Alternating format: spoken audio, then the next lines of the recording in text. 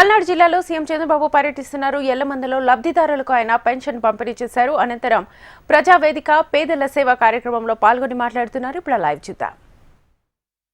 ఈ రోజు ఎవరైనా భర్తకు పింఛన్ వస్తా ఉంటే, భర్త చనిపోతే నెక్స్ట్ మంత్ నుంచి భార్యకు ఆ పింఛన్ ఇచ్చే ఏర్పాటు చేశామని చెప్పి కూడా నేను మీకు తెలియజేస్తున్నా. ఒక బాధ్యత, ఒక సెక్యూరిటీ, ఆ ఇంటికి అండగా ఈ ప్రభుత్వం ఉంటుందని ఒక భరోసా ఇవ్వడానికి ఈ కార్యక్రమానికి శ్రీకారం చుట్టాం. ఎవరైనా ఈ ఊర్లో ఉండి వేరే ప్రాంతానికి ఉపాధి కోసం పోతే పింఛన్ల కోసం నెలవారీగా వచ్చి అవస్థపడడం చూడడం కంటే నేను ఆలోచించింది, అవసరమైతే 3 నెలల్లో ఒకసారి వచ్చి ఎప్పుడు కావాలంటే అప్పుడు 3 నెలల పింఛను 3 × 4,000 12,000 ఒకేసారి తీసుకుని ఏర్పాటు చేశానని చెప్పి కూడా నేను మీకు తెలియజేస్తున్నా. ఇలాంటి కార్యక్రమాలతో మనం ఈరోజు ముందుకు పోయే పరిస్థితికి వచ్చాం. నేను వచ్చిన 6 నెలల్లో పింఛన్ల కోసమే ఒక 20,000 కోట్ల రూపాయలు ఖర్చు పెట్టాం. ఇది కాకుండా ఈరోజు మీరు ఒక్కసారి చూస్తే వేరే రాష్ట్రాలకి మన రాష్ట్రానికి తేడా ఎంతుందంటే, ఈ పింఛన్లో మన దగ్గర 4,000 రూపాయలు మామూలుగా అందరికీ పింఛన్లు ఇస్తున్నాం, వృద్ధులకు కానీ వితంతులకు కానీ. వికలాంగులకి దివ్యాంగులకి 6,000 రూపాయలు ఇస్తున్నాం. ఎవరన్నా కిడ్నీ పేషెంట్ కానీ ఇలాంటి వాళ్ళు ఉంటే 10,000 ఇస్తున్నాం. ఇంకా ఎవరైనా మంచం మీదనే ఉండి ఇంట్లో ఒక 24 గంటలు వాళ్ళకి సేవ చేసే పరిస్థితి వచ్చినప్పుడు అలాంటి పేద కుటుంబాన్ని ఆదుకోవడానికి 15,000 కూడా ఇచ్చాం. కానీ గడచిన ప్రభుత్వంలో మీరు చూస్తే నేను ఏ ఉద్దేశంతో అయితే మంచి పింఛన్లు ఇస్తున్నానో ఇవన్నీ కూడా వికలాంగుల పింఛనని, బాగా వికలాంగుడు కానివాడు బాగా ఆరోగ్యం బాగుంటే కూడా పింఛన్ తీసుకొని వీళ్ళు దుర్వినియోగం చేసే పరిస్థితి వచ్చారు. నేను అందుకనే వెరిఫికేషన్ చేయమన్నాను. నేను ఇచ్చే ప్రతి ఒక్క రూపాయి పేదవాడికి జరగాలి, పేదవాడి జీవితంలో వెలుగు రావాలి. దళారులు కానీ మధ్యవర్తులు కానీ డబ్బులుండే వాళ్ళకి కానీ ఇది రాకూడదనే ఉద్దేశంతోనే ఈ వికలాంగులందరి దివ్యాంగులందరివి వెరిఫికేషన్ చేయమన్నాం. ఆ వెరిఫికేషన్ చేస్తే వాస్తవాలు వస్తాయి. ఎవరైతే అర్హులుంటారో వారికి ఎంతైనా ఖర్చు పెట్టడానికి నేను సిద్ధంగా ఉన్నాను. అర్హులు కాని వాళ్ళు మాత్రం ఒకటే చెప్తున్నా, హెచ్చరిస్తున్నా, మీరు దుర్వినియోగం చేస్తే మిమ్మల్ని వదిలిపెట్టను, మిమ్మల్ని రికమెండ్ చేసిన కూడా వదిలిపెట్టనని చెప్పి కూడా హెచ్చరిస్తున్నానని చెప్పి కూడా నేను మీకు తెలియజేస్తున్నా. ఇక్కడ మనం 4,000 ఇస్తున్నాం. హర్యానాలో 2,500, ఇంకో పక్కన తెలంగాణలో కూడా 2,016, కేరళలో 1,600, అన్ని రాష్ట్రాల్లో కూడా మీరు చూస్తే కర్ణాటకలో 600. మీరు అంటున్నారు ఇప్పుడు ఏదో వాగుతా ఉంటారు సూపర్ 6 ఏమైందని. Super 6 super hit. అదే నా పెన్షన్ స్కీమ్. 33,000 కోట్లు ఇస్తున్నా. సవాలు విసురుతున్నా విమర్శించే వాళ్ళందరికీ 4,000 రూపాయలు పింఛనిచ్చే రాష్ట్రం ఏదైనా ఉందంటే సమాధానం చెప్పమని అడుగుతున్నా. దానికి చిరునామా ఒక్క ఆంధ్రప్రదేశే. 27 రాష్ట్రాలు ఉన్నాయి, 8 యూనియన్ టెరిటరీస్ ఉన్నాయి. ఎక్కడ కూడా దీనికి దగ్గర కూడా ఎవరు లేని పరిస్థితి. తమిళనాడు కానీ గుజరాత్ కానీ అలాంటి రాష్ట్రాల్లో కూడా దీంట్లో గుజరాత్ అయితే 750 రూపాయలు ఇస్తున్నారు. మీరు కూడా ప్రజలందరూ ఒకసారి ఆలోచించుకోవాలి. తెలుగుదేశం ప్రభుత్వం ఏ విధంగా పేదల సేవలో పేదల కోసం పనిచేస్తుందో మీరు గుర్తుపెట్టుకోవాల్సిన అవసరం ఉంది.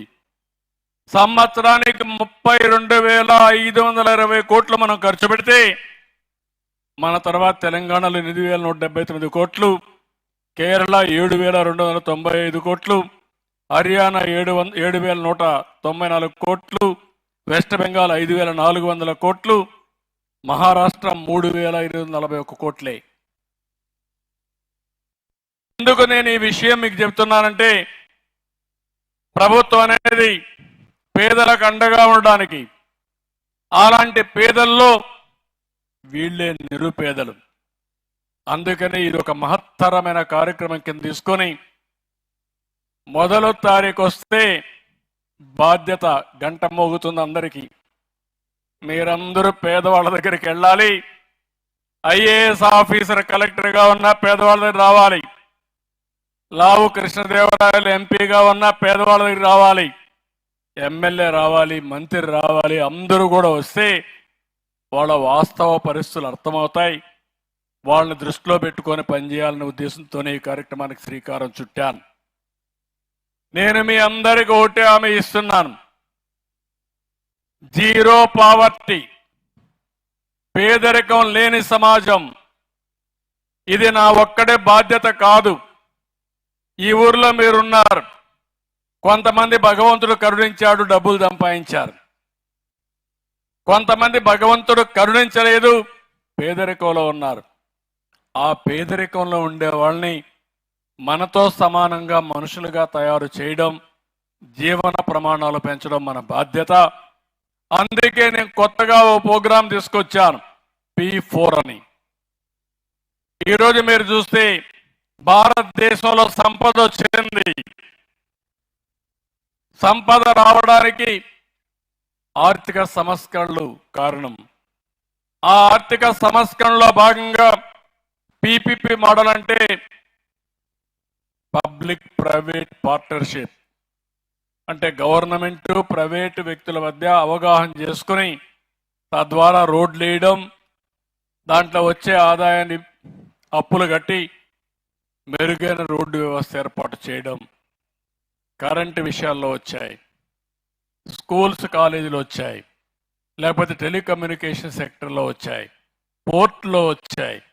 దీనివల్ల సంపద సృష్టించబడింది, పేదవాడి పైన భారం తగ్గించబడింది. ఇప్పుడు ఒక రోడ్డు ఉంది, కారు ఉండే వాళ్ళు డబ్బులు కడతారు తప్ప ట్రాక్టర్ వేసుకొని పోతే డబ్బులు కట్టక్కర్లా, ఆటోకి కట్టక్కర్లా, స్కూటర్కి కట్టే పనిలా, నడిచిపోతే కట్టాల్సిన పని లేదు. ఇలాంటి వ్యవస్థల్లో మార్పులు వచ్చాయి.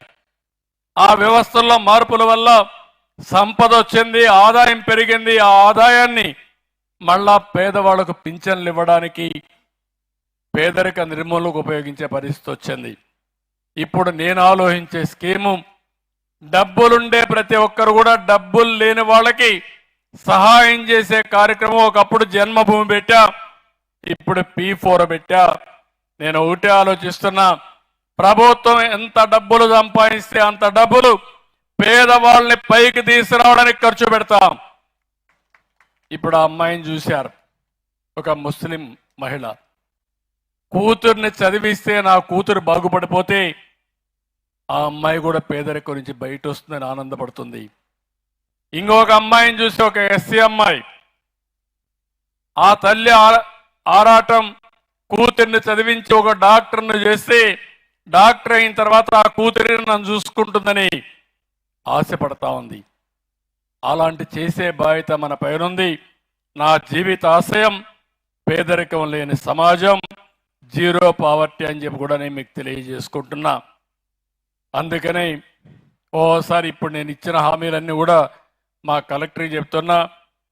నేను ఒక్కసారి చెప్పిన తర్వాత 100% అమలు జరిగి తీరాలి. మళ్ళా మీనమేషాలు లేదు. ఎట్టి పరిస్థితుల్లో చేయమని కూడా ఆదేశాలు చాలా స్పష్టంగా ఇస్తున్నా. జూలై 1వ తారీఖున మంగళగిరిలో పెనుమాకలో పాముల నాయక్ ఇల్లు చూశా. పింఛనిస్తాను ఇల్లు చూస్తే చాలా అధ్వానంగా ఉంది. ఆ రోజే కలెక్టర్కి ఆదేశాలు ఇచ్చాను, ఆ ఇల్లు పూర్తి చేయమని. 6 నెలలు కాలేదు, ఇల్లు పూర్తి చేసి తాళం ఆ కుటుంబ సభ్యులకు ఇచ్చారు. నేను గర్వపడుతున్నా, నేను చెప్పిన పని నిలబెట్టుకుని ముందుకు పోయామని. ఈరోజు సూపర్ 6 కింద దగ్గర దగ్గర 91 లక్షల గ్యాస్ సిలిండర్లు ఇప్పటికే బుక్ చేసుకున్నారు. చాలా సంతోషం. నేను మీరు డబ్బులు కూడా కట్టకుండా ఇవ్వాలనుకుంటున్నాను, కానీ కేంద్రం ఒప్పుకోలేదు. అందుకే 48 గంటల్లో మీరు డబ్బులు కట్టి మీరు గ్యాస్ తీసుకున్న వెంటనే 48 గంటల్లో మీ అకౌంట్లో మీరు ఖర్చు పెట్టిన డబ్బులు మీ అకౌంట్లో వేసే బాధ్యత నాది అని మరొక్కసారి మీ అందరికీ హామీ ఇస్తున్నా. ఈరోజు ఇదే కాకుండా నేను ఒకటే ఆలోచిస్తున్నాను. ఈరోజు మీరు ఒకసారి చూస్తే 6 నెలలైంది తెలుగుదేశం పార్టీ అధికారంలోకి వచ్చి, ఎన్డీఏ కూటమి అధికారంలోకి వచ్చి. ఎన్డీఏ కూటమి 6 నెలల్లో ఏం జరిగిందని మీరు ఒకసారి ఆలోచిస్తే 4,000 రూపాయలు పింఛను ఇచ్చాం. మేము జూన్లో అధికారంలోకి వచ్చాం. ఏప్రిల్ నుంచే పింఛనిచ్చి పేదవాళ్ళని ఆదుకున్న ప్రభుత్వం ఈ ఎన్డీఏ ప్రభుత్వం అని చెప్పి కూడా నేను మీకు తెలియజేస్తున్నా. అన్నా క్యాంటీన్, పేదవాళ్లకు ఉచితంగా భోజనం పెట్టే కార్యక్రమం, 5 రూపాయలకే బ్రేక్ఫాస్ట్, మధ్యాహ్నం లంచ్ కూడా 5, రాత్రి కూడా 5 రూపాయలకే. ఒక అన్నా క్యాంటీన్ ఉంటే వీళ్ళకి ఇచ్చే 4,000 రూపాయల్లో అన్నా క్యాంటీన్కి అయ్యే ఖర్చు 500 రూపాయలు. మందులు కావాలంటే కొంచెం ఖర్చు పెట్టుకుంటే పేదవాళ్లకు ఎంత ఉపయోగకారిగా ఉంటుందో మీరు గుర్తుపెట్టుకోవాల్సిన అవసరం ఉంది. 198 అన్నా క్యాంటీన్లు పెట్టాం. అవసరమైతే ఇంకా 5-10 పెట్టి ప్రతి ఒక్క నియోజకవర్గంలో 1 కంటే ఎక్కువ అన్నా క్యాంటీన్లు పెట్టే బాధ్యత, పేదవాళ్లకు ఉచితంగా అన్నం పెట్టే బాధ్యత ఏ ప్రభుత్వం తీసుకుంటాం. ఇంకో పక్కన సూపర్ 6 నాకెప్పుడూ జ్ఞాపకం ఉంటుంది. కష్టపడుతున్న 6 నెలలుగా నేను చూస్తే నా జీవితంలో ఎప్పుడూ ఇంత విధ్వంసాన్ని నేను చూడలేదు. మామూలు విధ్వంసం కాదు. నేను 4వసారి ముఖ్యమంత్రి వచ్చిన తర్వాత 1 నెల 2 నెలల్లో సెట్ అయిపోవాలి, సెట్ కాల. దానికి కారణం వ్యవస్థని మొత్తం సర్వనాశనం చేశారు. అన్ని వ్యవస్థల్ని దోపిడీ చేశారు. లెక్కలన్నీ గందరగోళం చేశారు. తెచ్చిన డబ్బులు ఎక్కడెక్కడో దుర్వినియోగం చేశారు. కేంద్ర ప్రభుత్వంలో ఒకదానికి డబ్బులు తీసుకొచ్చి వేరే దానికి ఖర్చు పెట్టి, లేకుంటే అవినీతిలో దాన్ని మింగేసే పరిస్థితికి వచ్చారు. దీనివల్ల చాలా ఇబ్బందులు వస్తున్నాయి. ఇప్పటికి మీరు చూస్తే కేంద్రంలో 94 సిఎస్ఎస్ అంటే సెంట్రలీ స్పాన్సర్డ్ స్కీమ్స్ వస్తాయి. ఆ డబ్బులన్నీ వేరే డిపార్ట్మెంట్కి ఉపయోగించేశారు. ఇప్పుడు ఉదాహరణ మీరు చూస్తే నరేంద్ర మోడీ గారు ప్రధానమంత్రి అయిన తర్వాత ప్రతి ఒక్క ఇంటికి ట్యాప్ ద్వారా వాటర్ ఇవ్వాలని, అది కూడా సస్టైనబుల్ వాటర్ ఇవ్వాలని, బోరేసి వాటర్ ఇవ్వడం కాదు. పక్కన నాగార్జున సాగర్ ఉంటే నాగార్జున సాగర్ నుంచి నీళ్లు తీసుకొచ్చి ఈ ఊర్లో ఇంటింటికి కొళ్ళాయి ద్వారా నీళ్లు ఇచ్చే కార్యక్రమానికి శ్రీకారం చుట్టారు.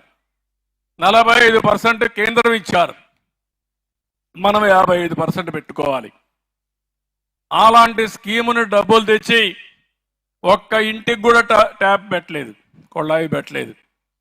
మళ్ళా ఇంకో పక్కన మీరు చూస్తే ఈ ఊర్లో బోరేసి ఆ బోర్లో నీళ్లు ఇస్తే వర్షాలు రాకుండా బోర్ ఎండిపోతే నీళ్లు వచ్చే పరిస్థితి ఉండదు.